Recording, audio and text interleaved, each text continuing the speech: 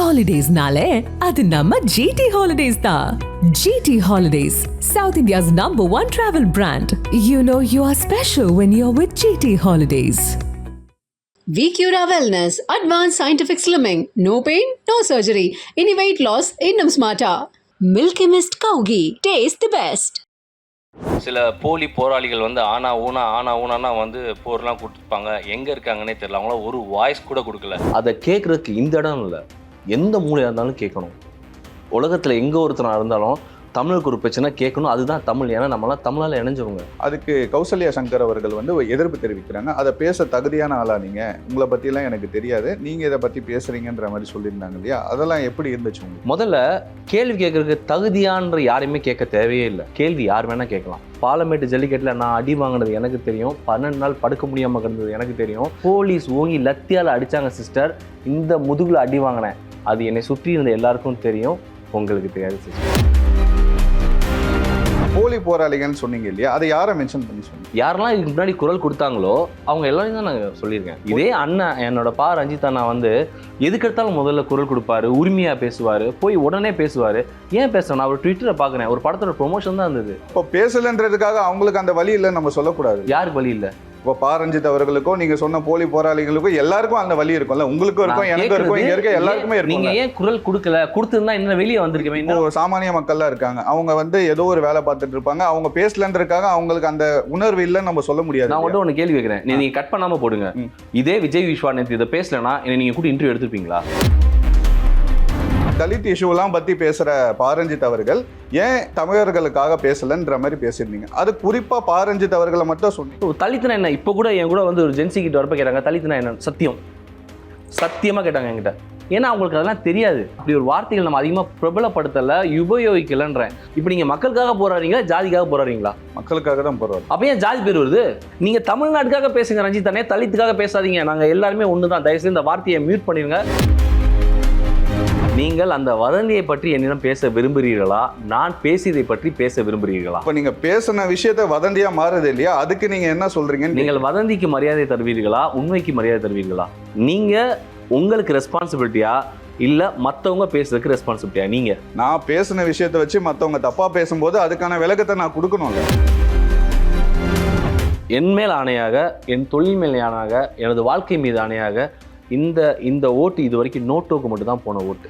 ஏன்னா எனக்கு யாருமே பெரிய விருப்பம் இல்லை, அதை சொல்கிறதுக்கு எனக்கு தயக்கமும் இல்லை. ஆனால் முதல் முறையாக ஒரு மாற்றத்தை நானும் விரும்பியிருக்கேன். 710 கடையை மூடியிருக்காரு. 1 லட்சம் கோடிக்கு மேலே இன்வெஸ்ட்மெண்ட் உள்ளே வந்திருக்கு. லஞ்சம் கிடையாது பிரதர். நான் பயணிக்கிறேன், நான் இப்போ அமெரிக்காவில் பயணிக்கிறேன், மலேசியாவில் பயணிக்கிறேன், ஊருக்கு பயணிக்கிறேன். சொல்கிறாங்க, ஐயோ தமிழ்நாட்டை பார்க்க சூப்பராக இருக்குது, தமிழ்நாட்டை வந்து பார்க்கணும் போல இருக்குது, லஞ்சமே இல்லைன்றாங்க. Super super super.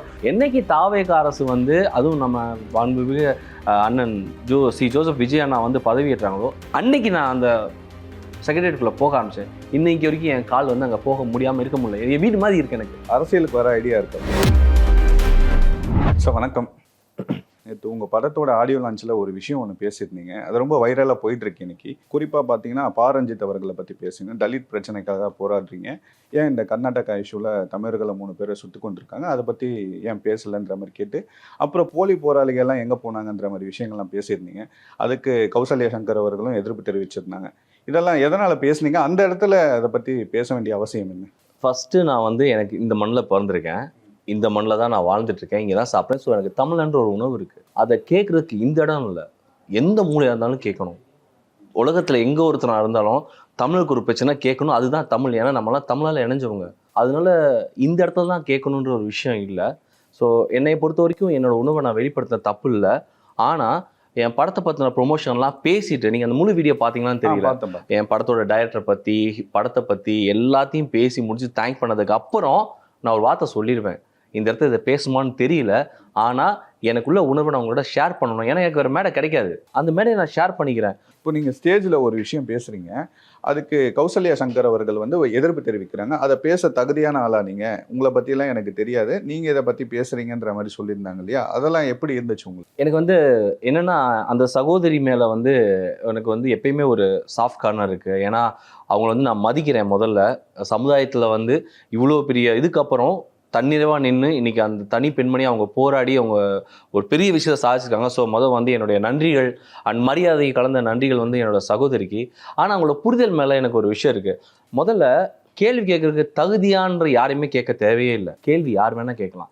எனக்கு தகுதியே இல்லாதவனா இருக்கட்டும், என் தமிழருக்காக குரல் கொடுங்க, என் அண்ணன் தம்பியை சுட்டுட்டாங்க, என் அண்ணன் தம்பி செத்துருக்காங்கன்னு கதறதுக்கு எதுக்கு தகுதி வேணும்? அது வந்து அதை நான் வந்து நானும் வன்மையாக கண்டிக்கிறேன். ஏன்னா சகோதரி இறந்தவங்க வேற யாரோ கிடையாது, நம்மளோட உடன்பிறப்பு, நம்ம இறந்துருக்காங்க. இது கேட்கறதுக்கு என்ன தகுதி வேணும்? நான் நிறைய இன்டர்வியூ சொல்லியிருக்கேன். நான் எப்படியோ வந்து அப்படி இப்படி ஜாலியாக சுற்றினா கூட ஜல்லிக்கட்டுன்ற ஒரு விஷயம் எனக்கு டோட்டலாக மாற்றிச்சு. 7 நாள் வந்து நாங்கள் இருந்தேன். பாலமேட்டு ஜல்லிக்கட்டில் நான் அடி வாங்கினது எனக்கு தெரியும். 12 நாள் படுக்க முடியாமல் கிடந்தது எனக்கு தெரியும். அதுக்கப்புறம் அலங்காநல்லூரில் அடி வாங்கினது தெரியும். வைகை நிப்பாட்டினது தெரியும். அந்த 8 நாள் இருந்து என் குரல் பேச முடியாமல் வெறும் காற்று மட்டும் வெளியே வந்தது எனக்கு தெரியும். என் அப்பா அம்மாவுக்கு தெரியும். என்னை சுற்றி இருந்தவங்களுக்கு தெரியும். உங்களுக்கு தெரியாது. டெல்லியில் விவசாயிகள் போராடினப்போ சும்மா போய் அவங்களை ஒரு நாள் பார்த்துட்டு போய் 12 நாள் அவங்க கூட தரையில் படுத்து புரண்டு அவங்க என் குடும்பமாக மாறி இன்னைக்கு வரைக்கும் அந்த விவசாயிகள் என் குடும்பத்தை ஒரு ஆத்தம் இருக்காது. அவங்களுக்கு தெரியும், உங்களுக்கு தெரியாது. அதே டெல்லி விவசாயிகள் வந்து இன்னைக்கு வரைக்கும் எதுக்காக போராடிட்டு இருக்காங்க? அந்த காவிரிக்கு. அந்த காவிரிக்கு திருச்சியில் மட்டும் இல்லை சிஸ்டர், மதுரையில் மட்டும் இல்லை சிஸ்டர், சென்னையில் மட்டும் இல்லை சிஸ்டர். எங்கெல்லாம் போராட்டம் வந்து அங்கே நான் போராடிருக்கேன். இப்போ நான் எங்கே நின்று பேசிட்டு இருக்கணும் அது பக்கத்தில் கிட்டத்தட்ட சேப்பாக்கம் கிரவுண்டில் வந்து மிகப்பெரிய போராட்டம் வெடிச்சப்ப எனது அருமைக்கும் மரியாதைக்குரிய அன்பு தலைவர் பாரதிராஜா அண்ணா, என்னுடைய அன்பு அண்ணன் சீமான், என்னுடைய வெற்றிமான் அண்ணன், இதே ரஞ்சித் எல்லாரும் வந்து இருக்கப்போ போலீஸ் ஓங்கி லத்தியால் அடித்தாங்க சிஸ்டர். இந்த முதுகில் அடி வாங்கினேன். அது என்னை சுற்றி இருந்த எல்லாருக்கும் தெரியும், உங்களுக்கு தெரியாது சிஸ்டர். ஸ்டெர்லைட்டில் வந்து போராட்டம் நடந்ததுங்க. அதில் நான் கலந்துக்கிட்டேன். துப்பாக்கி சூடு நடக்கிறப்ப நான் அங்கே தான் இருந்தேன். எனக்கு தெரியும் அந்த வலியும் வேதனையும் உயிர் பயமும் என்ன வந்துச்சுன்னு. அந்த போராட்ட காலத்தில் இருந்தேன். நெடுவாசலில் இருந்தேன்.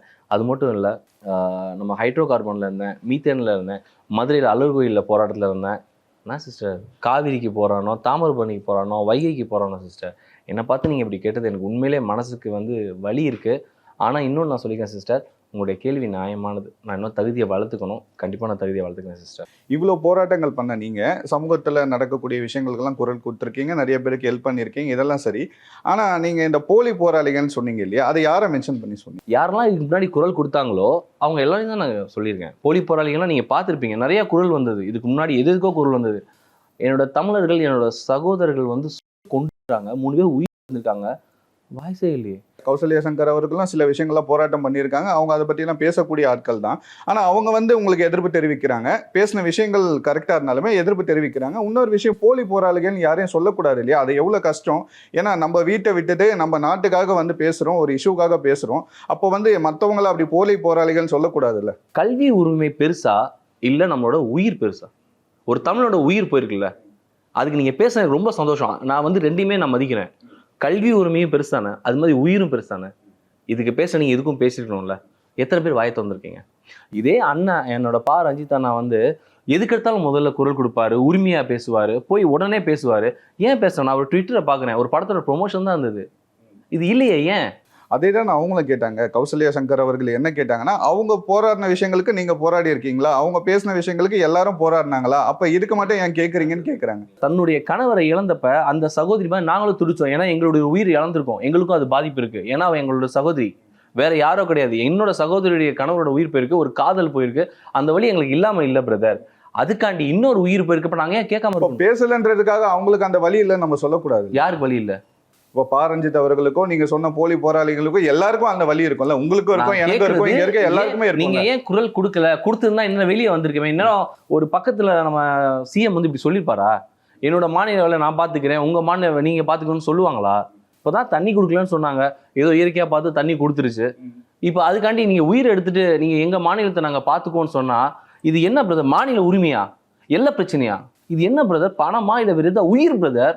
ஒரு தமிழனை விடுங்க, ஒரு உயிர் முதல்ல இது மதம், ஜாதி, மொழி, இனம், நிறம், வேறுபாடு எல்லாம் தூக்கி எறிங்க. ஒரு உயிர் கண்டிப்பா ஒரு உயிருக்கு மரியாதை இருக்கு பிரதர். அரெஸ்ட் பண்ணுங்க, லா முன்னாடி நிப்பாட்டுங்க. எப்படி பிரதர் சுட்டு கொண்டுட்டாங்க? ஏன் ஒண்ணுமே பேசல? யாருமே ஏன் பேசல? எனக்கு கொதிக்குது பிரதர். என்னோட தமிழர்கள் இறந்துருக்காங்க. இப்போ சாமானிய மக்கள்லாம் இருக்காங்க, அவங்க வந்து ஏதோ ஒரு வேலை பார்த்துட்டு இருப்பாங்க, அவங்க பேசலன்றதுக்காக அவங்களுக்கு அந்த உணர்வு இல்லைன்னு நம்ம சொல்ல முடியாது. நான் மட்டும் ஒன்று கேள்வி கேட்கிறேன், நீங்க கட் பண்ணாம போடுங்க. இதே விஜய் விஸ்வா நேத்து இதை பேசலன்னா என்ன நீங்க கூட இன்டர்வியூ எடுத்துருப்பீங்களா? எடுத்துருக்க மாட்டோம். பேசினா தானே குட் பண்ணீங்க. ஒரு 10 பேருக்கு தெரியுதுல்ல, 1000 பேருக்கு தெரியுதுல்ல, இப்போ திரும்பி பேச ஆரம்பிக்கிறாங்கல்ல, இது ஒரு டாப்பிக்காக போகுதுல்ல, இப்போ பேசட்டும். என்னைய பொறுத்த வரைக்கும் உரிமைக்கு குரல் கொடுங்க, இது உயிர். ஸ்டெர்லைட்டில் வந்து போராடுறப்ப எனக்கு வலி இருந்தது, பிரிட்ஜோன்னு ஒரு இளைஞர் சொன்னப்போ வலி இருந்தது, இலங்கை தமிழ் சொல்றப்ப வலி இருந்தது. நான் போய் நின்றுருக்கேன் பிரதர். நம்ம ராமேஸ்வரத்தில் தங்கச்சி மடத்தில் பிரிட்ஜோன்னு ஒரு இளைஞர் கொண்டு அவர் உடம்ப வாங்காமல் 8 நாள் போராட்டம் நடந்தது. தெரியுமா உங்களுக்கு? தெரியுமா? நான் போய் நின்றுருக்கேன் பிரதர். அந்த வலி, அந்த தாயோட கதறல், மீன் பிடிக்க போனேன் திருப்பி வரல உயிரோட. குரல் கொடுத்துருக்கோம் பிரதர், போராடணும். என்ன பண்ண முடியும்? எது குறிப்பா பா ரஞ்சித் அவர்களை மட்டும் குறிப்பிட்டு சொல்ல? ஏன்னா அவர் அண்ணன். எனக்கு திரைத்துறை முத வாய்ப்பு கொடுத்த ஒரு டைரக்டர். அவர் வந்து நான் டைரக்டரை பார்க்கவே இல்லை. ஸோ ரஞ்சித் அண்ணா மேலே எனக்கு என்னன்னா, இது வந்து உரிமையான கோவம். ஆனால் ஏன் பேசல நீங்க? ஆனா இது சோசியல் மீடியால எப்படி பேசுறாங்க பாத்தீங்கன்னா, போலியான போராளி வந்து பா ரஞ்சித் அவர்களை தான் நீங்க அதுதான் சொல்றேன். நீங்க நான் பேசின வீடியோ நீங்க ஃபுல்லா பாத்தீங்களா? பார்த்தேன். என்ன வரி வந்து சொல்லுங்க பாப்போம். பா ரஞ்சித் அவர்கள் இதை பத்தி ஏன் பேசல அப்படின்னு நீங்க ஆரம்பிச்சீங்க. அதுக்கப்புறம் என்ன சொன்னீங்கன்னா, தலித் இஷ்யூலாம் பத்தி பேசுற பா ரஞ்சித் அவர்கள் ஏன் தமிழர்களுக்காக பேசலன்ற மாதிரி பேசியிருந்தீங்க. அது குறிப்பா பா ரஞ்சித் அவர்களை மட்டும் சொன்னீங்க. ஆமா, இப்போ ஒரு உதாரணத்துக்கு என்னுடைய மரியாதைக்குரிய அன்பு அண்ணன் திரு ராஜ்மோகன் அண்ணா வந்து இப்ப மினிஸ்டர் ஆயிருக்காரு. அவர் வந்து ஒரு இடத்துல சொல்றாரு, எங்க இதுல வந்து 8 பேர் வந்து நீங்க மினிஸ்டர் ஆயிருக்கீங்க, 8 பேர் தலித் மினிஸ்டர் இருக்கீங்க, ராஜ்மோகன் தலித் எங்களுக்கு தெரியாதுங்கிறப்ப எனக்கு அண்ணன் மேல கோவம் வருது. அண்ணன் என்னன்னு இது? அவர் தமிழ்நாட்டுக்கு அமைச்சர், தலித் அமைச்சர் கிடையாது. தலித்துன்ற ஒரு வார்த்தை எங்களுக்கு இப்போதான் புதுசா வருது. நான்லாம் வந்து ஒரு நார்மலான பையன். இப்போ நீங்கள் எப்படி ஜென்சின்றீங்களோ அது மாதிரி தான் நாங்கள் பசங்க. நாங்கள் வருவோம், ஜாலியாக பழகுவோம், ஒன்றா போவோம். எங்களுக்குலாம் தெரியவே தெரியாது. நீங்கள் வந்து ராஜ்மோகன் வந்து தலித் அமைச்சர் என்ன பண்ணாலும் எனக்கு அப்போ தான் தெரியுது. தலித்துனா என்ன? இப்போ கூட என் கூட வந்து ஒரு ஜென்சி கிட்ட வரப்ப கேட்டாங்க, தலித்துனா என்ன? சத்தியமாக கேட்டாங்க என்கிட்ட. ஏன்னா அவங்களுக்கு அதெல்லாம் தெரியாது.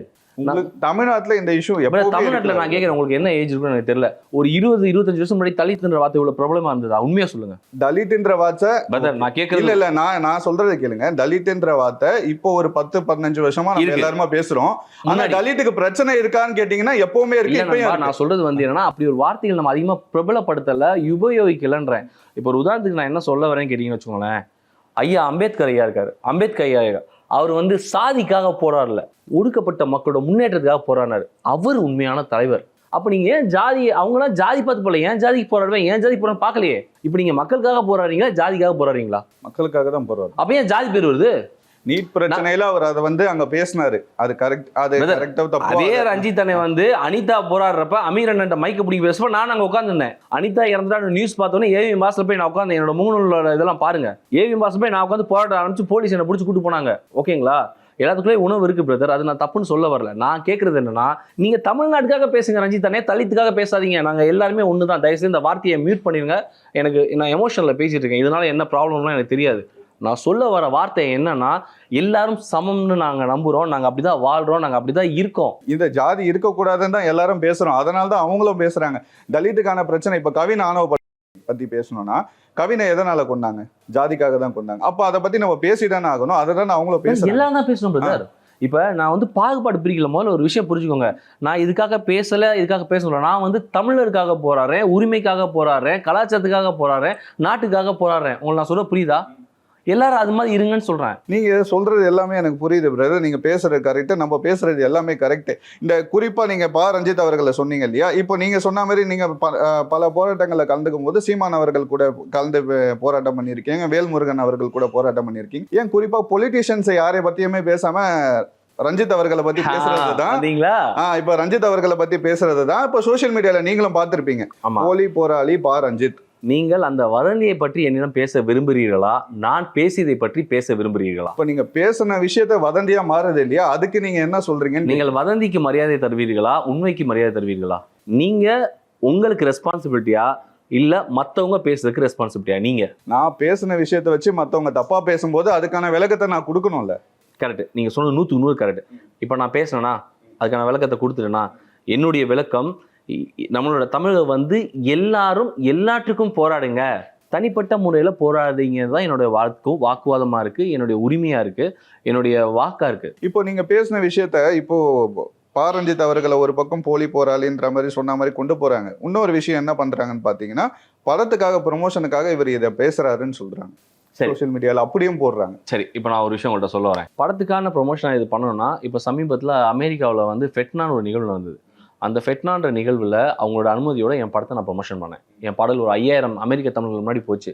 மாண்புக்குரிய அமைச்சர் அன்பு அண்ணன் திரு ராஜ்மோகன் அண்ணா அங்கே நின்று பார்த்தாரு, அது அழகாக பார்த்தாரு. வாழ்த்துனாரு. அண்ணாமலை ஐயா இருந்தார், வாழ்த்துனாங்க. நிறைய பேர் என்னை வாழ்த்துனாங்க. மலேசியாவில் பண்ணேன், வாழ்த்துனாங்க.